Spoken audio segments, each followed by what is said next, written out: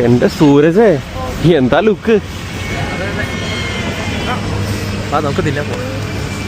അങ്ങനെ മാൾട്ടയിൽ നമ്മൾ വിസിറ്റിങ്ങിന് വന്നിട്ട് ഇന്നേക്ക് രണ്ടാമത്തെ ദിവസമായി. സൂരജിനൊരു ഇന്റർവ്യൂ ഉണ്ടായിരുന്നുകൊണ്ട് ഞാൻ വലറ്റിൽ പോയിട്ട് അവൻ ഇന്റർവ്യൂ കഴിഞ്ഞിട്ട് മീറ്റ് ചെയ്തു. പിന്നെ ഞങ്ങൾ നേരെ ഫുഡ് കഴിക്കാൻ പോയി. നല്ല വിശപ്പുണ്ടായി. എനിക്ക് ദാഹിക്കുന്നു, ദാഹം തീർക്കാൻ ഈ കള്ളു പോരെന്ന് പറഞ്ഞുകൊണ്ട് പള്ളിക്കരയുടെ പൊന്നോമനപുത്രൻ അടിച്ചു കഴിഞ്ഞിരിക്കുകയാണ്. Copa number 5. അങ്ങനെ വയറും മനസ്സും നിറയെ ലാഹോരി ബിരിയാണിയെ കഴിച്ചതിന് ശേഷം വീണ്ടും സൂര്യ എന്നെയും കൂട്ടി മാൾട്ട എക്സ്പ്ലോർ ചെയ്യാൻ വേണ്ടിയിട്ട് ഇറങ്ങി. മാൾട്ടയിലെ ചൈനീസ് ഗാർഡനിലേക്കാണ് അവൻ എന്നെ നേരെ കൊണ്ടുപോയത്.